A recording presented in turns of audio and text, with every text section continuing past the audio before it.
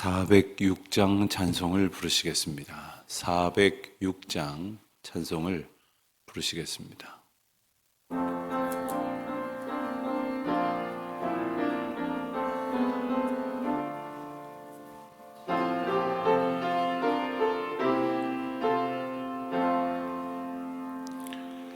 고난 내 영혼 편히 쉴 곳과 풍랑 일어도 안전한 보구 폭풍까지도 다스리시는 주의 영원한 팔 의지해 주의 영원하신 팔 함께 하사 항상 나를 붙드시니 어느 곳에 가든지 요동하지 않음은 주의 팔을 의지함이라. 세상 친구들 나를 버려도 예수를 함께 동행함으로 주의 은혜가 충만하리니 주의 영원한 팔 의지해 주의 영원하신 팔 함께 하사 항상 나를 붙드시니 어느 곳에 가든지 요동하지 않음은 주의 팔을 의지함이라. 나의 믿음이 연약해져도 미리 예비한 힘을 주시며 위태할 때도 안보하시는 주의 영원한 팔 의지해 주의 영원하신 팔 함께 하사 항상 나를 붙드시니 어느 곳에 가든지 요동하지 않음은 주의 팔을 의지함이라. 능치 못한 것 주께 없으니 나의 일생을 주께 맡기면 나의 모든 짐 대신 지시는 주의 영원한 팔 의지해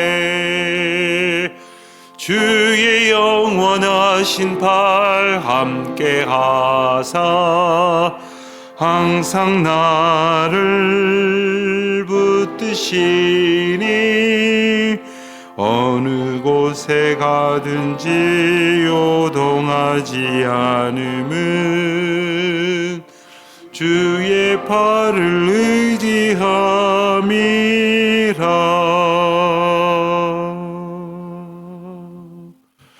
기도하시겠습니다. 하나님 아버지, 오늘도 하나님의 은혜 가운데에 새 날을 시작하게 하심을 감사드립니다.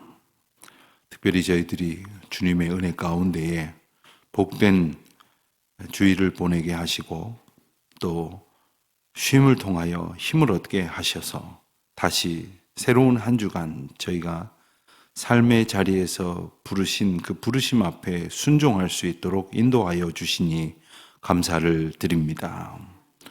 저희에게 어떤 일은 직업으로, 또 어떤 일은 섬기는 일로, 또 어떤 일은 중보하는 일로 여러 가지 모양으로 부르셨습니다. 이 한 주간을 그 부르심에 합당하게 살도록 인도하여 주시기를 원합니다.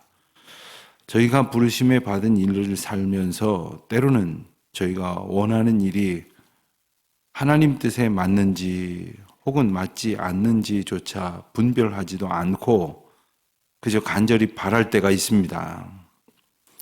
그러느라고 하나님이 기뻐하실 생각으로부터 멀어지고 있음에도 저희들 깨닫지 못할 때가 참 많습니다. 특별히 나쁜 일이라고 판단이 되지 않기에 또 당연히 그것을 구하는 것은 누구나 그렇기에 그것이 나의 소원이 되고 마땅한 바람이 된다고 하지만 날마다 우리가 주님 앞에 저희가 바라고 애쓰고 수고하는 일을 비추어 볼 수 있는 믿음의 태도를 잃지 않도록 또 잊어버리지 않도록 은혜를 더하여 주시기를 기도드립니다. 주님, 저희의 소원하는 바가 때로는 이루어지지 않을 때가 있습니다. 뜻하는 바가 어려움을 겪고 순탄하게 원만하게 되어지지 않을 때도 있습니다. 그래서 속이 상하고 괴로워할 때도 있습니다.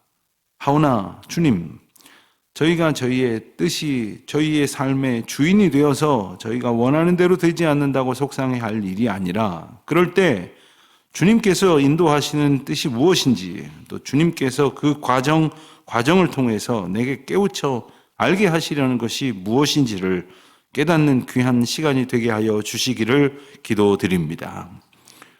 주님 앞에 언제나 기도하게 하셔서 우리가 소원하는 바가 하나님 뜻에 합당한 것인지를 날마다 여쭙고 또 그렇지 않은 것이라면 오래도록 붙들고 있던 소원이라 할지라도 하나님의 전적인 은혜 가운데에 과감하게 내려놓을 수 있도록 또 하나님의 은혜로 우리의 마음 가운데에 흔적조차 남지 않도록 지워지는 은혜도 저희에게 허락하여 주시기를 기도드립니다.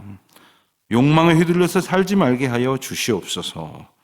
그저 내 소원을 이루는 것이 오늘의 목적이 되지 않도록 주여 인도하여 주시옵소서.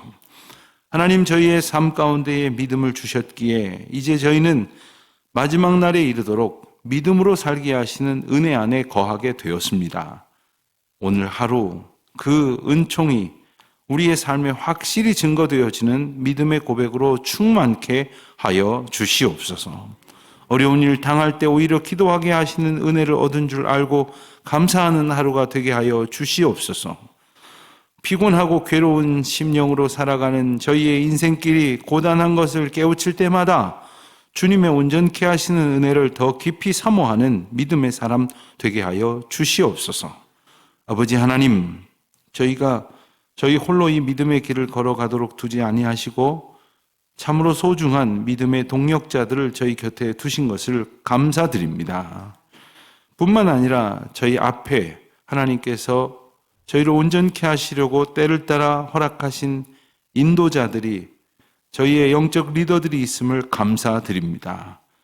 또한 저희도 그와 같은 은혜 가운데에서 누군가에게 또 이끄는 사명, 섬기는 사명, 돕고 함께 중보하는 귀한 사명을 받은 줄 기억하여 오늘 형제와 자매와 성도와 이웃을 믿음의 마음과 시선으로 돌아보아 섬겨야 할 일이 무엇인지, 중보해야 할 일이 무엇인지를 깨닫고 그 깨달음을 기쁘게 실천하는 복된 하루가 되게 하여 주시옵소서. 하나님, 예배당 건축이라고 하는 귀한 사명과 은혜의 기회를 저희에게 주셨습니다. 온 교우들이 기도로 함께하게 하여 주시옵시고 특별히 일 맡은 분들이 수고하고 애쓰는데 하나님께서 충만한 은혜를 부어주셔서 저희 모두의 마음을 담아 하나님의 인도하심을 잘 따를 수 있도록 지혜롭게 하시고 또 온전히 주님의 뜻으로 충만케 하여 주시옵소서. 어린 아이들로부터 엘림부에 이르기까지 우리 모든 교우들 한 분 한 분이 각 처한 삶의 자리에서 하나님의 은혜와 또 예수 그리스도의 온전케 하신 은혜로 충만한 하루가 되게 하여 주시기를 간절히 바라고 기도하옵나이다. 오늘도 원근 각처에 흩어져 있는 주의 자녀들을 안보하여 주시옵소서. 공부하는 우리 자녀들에게 하나님 긍휼과 은혜를 베풀어 주시기를 간절히 기도드립니다. 하나님, 저들의 생각과 소원을 주장하여 주시옵소서. 우리 젊은이들 어지러운 세태에 휩쓸리지 않도록 주님 보호하여 주시되 저들에게 하나님 말씀으로 부르신다는 주님의 놀라우신 은혜가 깨우쳐지는 복된 날이 되게 하여 주시옵소서. 이 어지러운 시대에 믿음의 자리에 묵묵히 참고 견디며 기다리고 주님의 부르시는 그 뜻 가운데 순종하기를 소원하는 마음으로 이 아침에 나온 모든 주의 백성들에게 말씀을 통하여 깨우쳐 알게 하시는 주의 권능을 보게 하여 주시옵소서. 감사드리오며 우리 주 예수 그리스도의 이름으로 기도하옵나이다. 아멘. 고린도전서 7장 말씀을 볼 차례입니다. 고린도전서 7장 25절로 40절까지 말씀을 보겠습니다. 고린도전서 7장 25절로 40절까지 말씀 이제 우리 함께 봉독하겠습니다. 처녀에 대하여는 내가 주께 받은 계명이 없으되 주의 자비하심을 받아서 충성스러운 자가 된 내가 의견을 말하노니 내 생각에는 이것이 옳으니 곧 임박한 환난으로 말미암아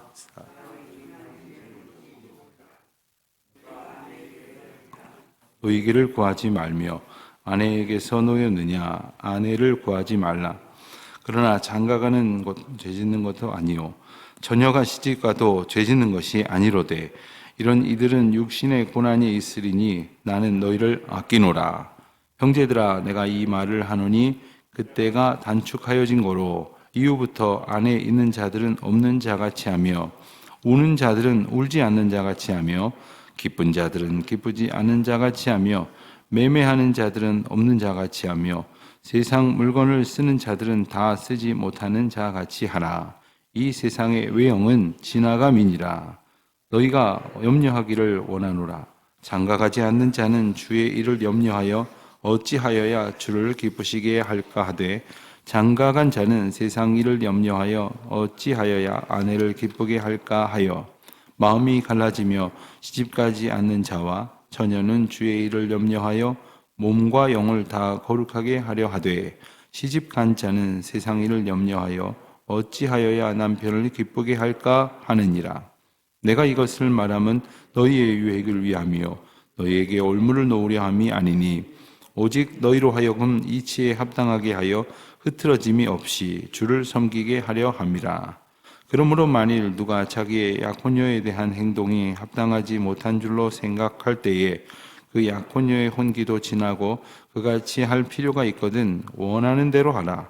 그것은 죄 짓는 것이 아니니 그들로 결혼하게 하라. 그러나 그가 마음을 정하고 또 부득이한 일도 없고 자기 뜻대로 할 권리가 있어서 그 약혼녀를 그대로 두기로 하여도 잘하는 것이니라. 그러므로 결혼하는 자도 잘하거니와 결혼하지 아니하는 자도 더 잘하는 것이니라. 아내는 그 남편이 살아있는 동안에 매여 있다가 남편이 죽으면 자유로워 자기 뜻대로 시집갈 것이나 주 안에서만 할 것이니라. 그러나 내 뜻에는 그냥 지내는 것이 더욱 복이 있으리로다. 나도 또한 하나님의 영을 받은 줄로 생각하노라. 아멘.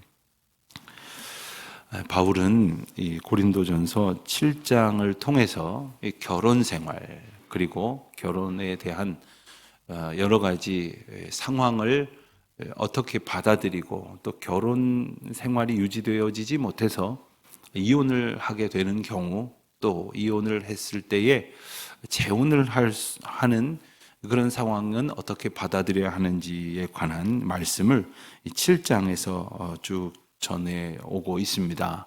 우리가 어제 그리고 토요일에 걸쳐서 세 날에 걸쳐 우리가 이 7장 말씀을 보고 있는데 이 7장 말씀에 대하여는 바울이 권면을 하는 그 어조가 굉장히 조심스럽습니다.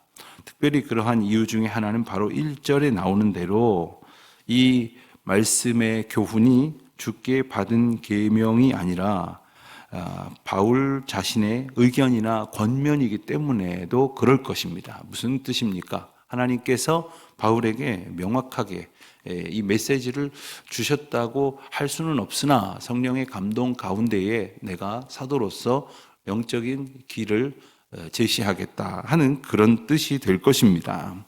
예수님께서 예수님의 가르치심 가운데에는 그 결혼에 관한 내용이 굉장히 함축적입니다. 하나님께서 짝지어 주신 것을 사람이 나누지 못할지니라 하는 말씀 정도만 복음서에 언급이 되어 있을 뿐입니다. 그것은 결혼이라는 것이 하나님의 창조의 원리 가운데에 있기 때문에 그 대전제 가운데에서 우리가 이해해야 한다 하는 뜻입니다. 결혼은 하나님의 주권 가운데 있는 겁니다. 그러니까 하나님께서 섭리하시고 인도하신 것을 사람이 이러쿵저러쿵 나누려고 하는 것에서부터 많은 문제가 발생을 합니다. 물론 고린도 교회의 교인들이 질문한 것에 대한 바울의 대답에 나오는 것처럼 여러 가지 상황이 있습니다. 목회하면서 신앙 상담을 하시러 오시는 분들을 이렇게 만나보면 정말 바울이 권면했던 것처럼 할 수 있는 한 갈라서지 말라 이렇게 권면을 해야겠는데 아무리 보아도 아무리 이해를 해도 도저히 결혼 생활을 이어갈 수 없는 그러한 형편의 분들도 분명히 있습니다. 이럴 때는 어떻게 해야 할 것인가? 바울은 여기에 관한 구체적인 이야기들을 교훈하고 있는 겁니다.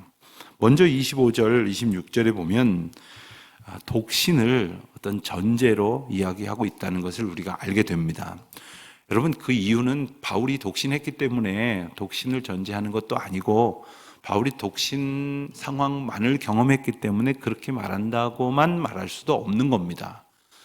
특별히 바울이 독신을 우선적으로 권면한 것은 당시의 고린도 교회의 교인들이 처하여져 있는 상황과 매우 관련이 있습니다.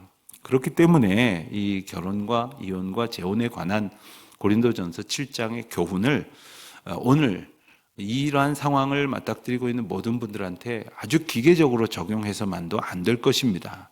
그러니 우선 그 뜻을 잘 살펴야 하겠습니다. 자, 바울이 26절에서 내 생각에는 이것이 좋으니 임박한 환난으로 말미암아 사람이 그냥 있는 것이 좋으니라. 그냥 있는 것이 좋으니라고 이야기를 하면서 그 이유로 임박한 환난을 꼽고 있습니다. 자, 바울이 임박한 환난을 이야기하는 것은 이제 하나님께서 역사하시는 섭리 가운데에 이 종말적 가르침이 있었기 때문이고, 그리고 세상 마지막 날에 심판이 있을 것이기 때문에 이 성도는 모름지기 이 종말적 신앙을 가져야 한다는 것을 교훈하는 것과 연관이 되어져 있습니다.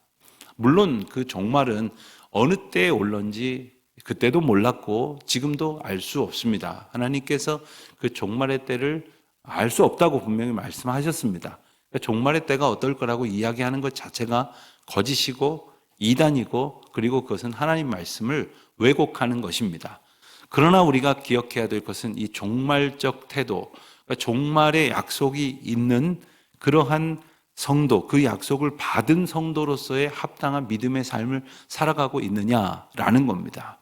자, 여기에 합당하지 않은 삶은 어떤 것일까요? 종말이 약속되어져 있는데 마치 여지껏도 안 오셨어. 언제 오실지 몰라.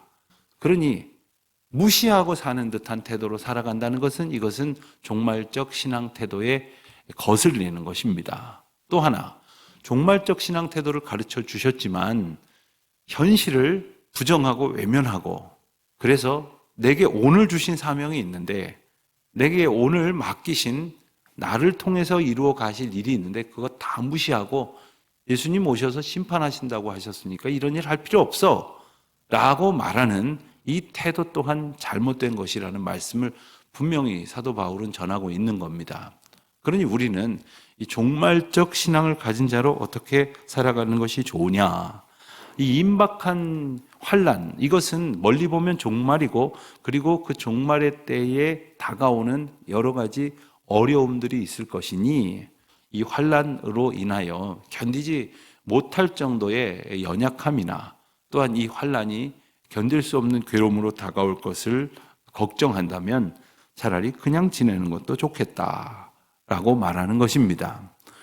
이렇게 말씀을 보고 나면 결혼을 하지 말아야 될 이유로 임박한 환난을 성도들이 꼽는 것처럼 오늘날의 많은 젊은이들이 결혼을 하지 않거나 할 수 있는 한 미루고 있는 이유가 무엇입니까? 결혼해서 살아가는 건 너무 힘들다.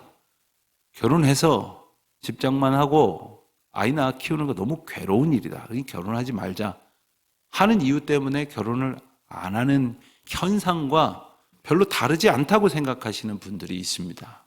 그때도 힘들어서 하지 말라고 했고 지금도 힘들어서 하지 않는 것이니 그럼 지금도 별 잘못이 없는 거냐? 그렇지 않지요. 지금 힘들지 않으려는 이유는 뭡니까? 그야말로 내가 힘들지 않기 위해서라고 한다면 이것은 나 편하자고 하나님께서 허락하시고 창조하신 이 결혼의 원리를 외면하고 살아간다는 것을 의미합니다. 자, 결혼은 또 하지 않으면서 온갖 삶은 방탕하게 살아가는 세대 속에 있다. 이건 더 큰 문제가 아닙니까? 그러므로 우리가 무엇을 하든 무엇을 하지 아니하든 그 이유는 바로 내 선호의 문제가 아니라 호불호의 문제가 아니라 내 상황의 문제가 아니라 하나님께서 우리를 부르심의 문제 가운데에서 진단해야 되고 그리고 판단하여 결정해야 한다는 사실을 기억해야 합니다. 내가 좋으니까 하고 내가 싫으니까 안 하고 오늘 상황이 어려우니까 하고 어려우니까 안 하고 또 어렵지 않으니까 하고 이것이 아니라 주님께서 맡기신 일이라면 어찌하든지 감당하기를 힘쓰고 그렇지 않은 일이라면 아무리 하고 싶어도 그것을 내려놓을 수 있어야 하는 신앙 태도에서 비롯된다 하겠습니다. 27절로 28절까지 말씀을 보면 아내에게서 매였느냐 노이기를 구하지 말며 노였느냐 아내를 구하지 말라. 이 말씀 또한 무슨 뜻입니까? 어제 우리가 설교 말씀 시간에 들은 것처럼 그 부르심과 인도하심 가운데에서 그 합당하게 행하는 그 형편 가운데에 인도하시는 하나님의 은혜를 중시하라 하는 말씀입니다. 28절을 보면 그러나 장가가는 것도 죄 짓는 것은 아니요 시집가는 것도 죄 짓는 것은 아니다 했습니다. 자, 이런 일들은 육신에 고난이 있으리니 나는 너희를 아끼노라 이렇게 권면을 합니다. 그러니까 바울이 계속해서 줄곧 이제 언급하는 것은 29절에도 나오고 32절에도 나오고 34절에도 나오는 것처럼 결혼을 해서 결혼하여 만난 배우자를 마치 그 사람에게 모든 것을 맞추느라고 신앙생활을 소홀히 할까봐 걱정을 하고 있는 겁니다.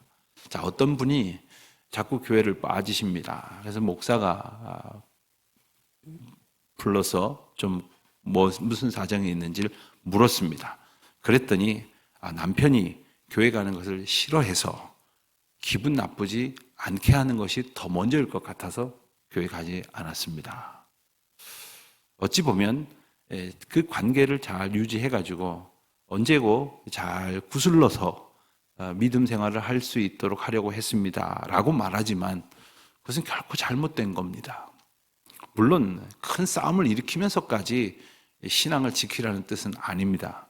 그러나 그 상황을 이 세상적 방법 속에서 유지시키려고 해서 한 번, 두 번도 아니고 지속적으로 우리가 가져야 될 신앙의 태도들을 후순위로 미루어 두는 것은 바로 바울이 걱정했던 그런 모습이 양상으로 나타나는 것이기 때문에 그렇습니다.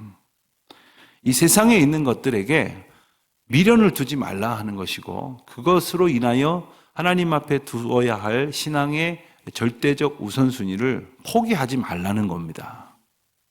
어쩌다 한 번은 혹시 그럴 수 있을지 모르지만 이것이 기준되어 살아가지 않도록 권면을 하는 것이죠. 30절 말씀을 보면 우는 자들은 울지 않는 자같이 하고 기쁜 자들은 기쁘지 않는 자같이 하며 매매하는 자들은 없는 자같이 하라. 또 바로 앞에 있는 29절에 보면 안에 있는 자들은 없는 자같이 하라. 자, 왜 있는데 없는 자같이 하라 하는 겁니까? 무시하라는 겁니까? 아니면 그것이 없다고 생각하고 살아가라는 겁니까? 이것에 매여 있지 말라 하시는 말씀입니다. 단축 29절에 보면 그때가 단축하여진 거로 무슨 말씀입니까? 하나님께서 정하시고 섭리하시고 예정하신 종말의 때, 마지막 때, 심판의 때가 단축하여졌다, 가까이 왔다는 것이죠. 그 가까이 온 그 임박한 종말에 합당한 신앙 태도는 아내가 있으나 아내에게 매이지 말고 또 울 일이 있지만 그 울 일에 매이지 말고 기쁠 일이 분명히 있지만 그 기쁠 일에 매이지 말라 하는 겁니다. 또 이 세상에서 할 일이 분명히 있습니다. 사명을 맡아 살아가고 있습니다. 그러나 거기에 매이지 말라 하는 겁니다. 여러분 참 쉽지 않아 보입니다. 내게 주어진 일을 열심히 하는 것과 매이지 않는 것의 차이는 무엇일까요? 그것은 바로 하나님께서 인도하시는 그 인도하심 가운데 그 아래에 있다는 것을 우리가 믿음으로 우선 고백하는 것입니다. 당연히 그 우선순위는 당연히 하나님께 있는 것입니다. 그것이 모두 다 지나가리라 말씀을 하시죠. 또 이제 이 35절까지 말씀을 보면 여러 가지 언급을 한 뒤에 내가 이것을 말함은 너희의 유익을 위함이요 너희에게 올무를 놓으려 함이 아니니 오직 너희로 하여금 이치에 합당하게 하여 흐트러짐이 없이 주를 섬기게 하려 함이라. 여러분 우리가 주님을 섬기는 일에 하나님께서 믿음의 은혜를 주시고 또 여러 가지 그 경험과 또 하나님께서 주시는 은혜의 인도하심이라고 하는 방편을 통해서 우리가 그 믿음의 길을 이렇게 걸어갈 수 있게 하셨습니다. 때로는 아직 믿음 생활이 익숙하지 않으신 분들이 여러 가지로 혼란을 겪고 또 갈팡질팡하고 또 잘 가다가도 별것 아닌 일에 멈칫멈칫하는 모습을 이렇게 혹시 좀 신앙생활이 이제는 좀 편해지셨다라고 생각하시는 분들이 보노라면 왜 저렇게 걸려 넘어지지 않을 것에 걸려 넘어지고 고민하지 않아도 될 일에 고민하는가 이런 생각이 드실 때가 있을지 모르겠어요. 그럴 때면 나도 저랬겠구나 하는 생각을 하게 되는 겁니다. 자, 그럴 때 우리가 흐트러짐이 없도록 주를 섬기게 하시는 이유는 무엇입니까? 슬픈 일 당해도 슬픔에 매이지 않는 것이고 당황할 일을 겪어도 아주 당황하는 것으로 인해 일을 그르치는 일이 없어야 하기 위해서는 바라보아 인도하시는 하나님의 궁극적인 목적을 더욱 선명히 보고 살아가야 할 것이기 때문에 바울은 이러한 맥락 속에서 권면을 하고 있는 겁니다. 처녀의 경우가 있고 과부의 경우가 있고 또 남자의 경우가 있고 여자의 경우가 있고 그리고 이미 결혼한 사람의 경우가 있고 아직 하지 않은 사람의 경우가 있으며 또한 결혼했다가 헤어진 경우도 있고 이 많은 케이스가 있지만 궁극적으로는 흐트러짐이 없이 주를 섬기게 하려 함이라. 이 말씀, 이것이 바울을 통하여 우리에게 주시는 권면의 핵심 정신이라는 것을 우리가 잊지 말아야 합니다. 때로는 하나님께서 우리를 인도하시는 그 인도하심의 그 길이 이해가 안 될 때가 있어요. 왜 이렇게 나를 훈련하시기만 하는가? 좀 이쯤 돼서 좀 들어주시면 안 되나? 기왕 들어주실 거 좀 일찍 들어주셔서 기쁨으로 충만케 해주시면 안 되나? 왜 이렇게 오래도록 견디라고 하시나? 하나님께서 어떤 사람의 삶을 통해서 역사하시는 것을 보면 참 놀랍다라는 생각이 드는 경우가 있어요. 경제적으로 육신의 건강에 있어서 참 어려움을 겪는 분들이 하나님의 은혜를 얻게 되지만 그 때가 사실 아주 오랜 그 인고의 연단의 시간을 겪고 나서 이렇게 주시는 경우들을 볼 때가 있습니다. 자, 왜 꼭 이렇게 하시는가? 하나님께서 그에게 주시는 형통의 은혜도 고난의 인내의 시간도 흐트러짐이 없이 믿음 생활을 하도록 인도하신다고 하는 그 놀라운 은혜의 전제를, 인도하심의 전제를 우리가 잘 기억해야 할 것이기 때문에 그렇습니다. 36절 이하에 보면 결혼을 약속한 약혼자라고 하겠죠. 약혼녀에 대한 그러한 행동의 모습도 권면의 대상이 되었습니다. 그런데 설명한 이후에 38절에 보면 그러므로 결혼한 자도 잘하거니와 결혼하지 아니하는 자도 더 잘하는 것이니라. 자, 결혼을 해도 되고 해도 하지 아니하여도 된다라고 이해할 수도 있습니다. 그러나 결혼을 해도 하나님을 붙드는 믿음 생활 가운데 있어야 하는 것이고 결혼을 하지 아니하여도 하나님을 붙드는 믿음 생활 가운데 있어야 한다는 거예요. 결혼을 했는데 하나님 붙든 믿음 생활은 아예 논외로 쳐버리는 경우가 있어요. 아직도라고 말해야 될까요? 어쩌면 오늘날은 더 그 정도가 심하여지는 것이 믿지 아니하는 배우자를 만나는 것에 대해서 참 쉽게 생각하시는 분들이 있어요. 특별히 꼭 그런 가정들이 있으시기 때문에 이 말씀이 상처가 되지는 않으시기를 바랍니다만은 내 자녀를 믿지 아니하는 이들과 결혼을 시키면서 너무 낙관하시는 거예요. 지금 교회 안 다니지만 우리 아이가 잘 옆에서 인도하면 금방 같이 교회 나올 것 같습니다. 여러분, 지금이 제일 교회 나오기 좋은 때예요. 이제 막 결혼 얘기가 오갈 때 그때도 말을 안 듣는데, 그때도 상대방의 이야기를 존중 안 하는데 언제 존중한다는 말입니까? 그래서 믿음의 아름다운 그 구원의 역사가 일어나는 가정이 없지는 않을 것입니다. 그러나 너무 힘든 노릇입니다. 너무나 괴로운 일이에요. 이런 일을 쉽게 생각하고 판단하는 것은 무엇입니까? 주를 따르는 것보다 만나게 돼서 좋다 여겨지는 사람을 따르는 것을 더 지금 더 비중을 두고 생각하기 때문이죠.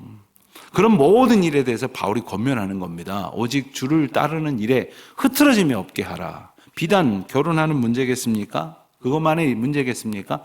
우리가 사업을 할 때도 그렇습니다. 믿음 생활을 하면서 우리가 공부를 하고 믿음 생활을 하면서 자녀를 키우고 믿음 생활을 하면서 우리가 모든 인간관계를 할 때에도 분명히 주님을 온전히 흐트러짐이 없이 따르는 것에 방해가 되지만 지금은 이게 나름대로 의미가 있으니까 아이들 교회 당분간 안 보내고 공부를 좀 시켜야 되지 않겠습니까? 당분간 이 사업에 좀 집중을 해가지고 사업을 좀 키우는 다음에 그리고 나서 안정되고 나서 그리고 그때 가서 교회도 봉사하고 섬기면 안 되겠습니까? 여러 가지 이유를 갖다 붙일 것은 많아요. 그러나 흐트러짐이 없이 믿음 생활을 할 수 있도록 주님께서 인도하시는 것이 가장 큰 믿음의 전제입니다. 그것을 믿음으로 온전히 마음에 순종하고 주여 나로 흐트러짐이 없게 하옵소서. 그리고 그렇게 권면하시는 하나님의 말씀을 오늘 소중하게 붙들고 순종하기 위하여 애쓰는 저와 여러분이 되시기를 바라고 바로 그때에 우리를 도우시는 하나님의 은혜를 누리게 되시기를 주의 이름으로 축원드립니다. 기도하겠습니다. 하나님 아버지, 저희의 연약함을 아시오니 저희를 굳게 붙들어 주셔서 믿음의 길에서 흐트러짐이 없도록 돌보아 주옵소서. 예수님의 이름으로 기도합니다. 아멘. 하늘에 계신 우리 아버지, 아버지의 이름을 거룩하게 하시며 아버지의 나라가 오게 하시며 아버지의 뜻이 하늘에서와 같이 땅에서도 이루어지게 하소서. 오늘 우리에게 일용할 양식을 주시고 우리가 우리에게 잘못한 사람을 용서하여 준 것 같이 우리 죄를 용서하여 주시고 우리를 시험에 빠지지 않게 하시고 악에서 구하소서. 나라와 권능과 영광이 영원히 아버지의 것입니다. 아멘.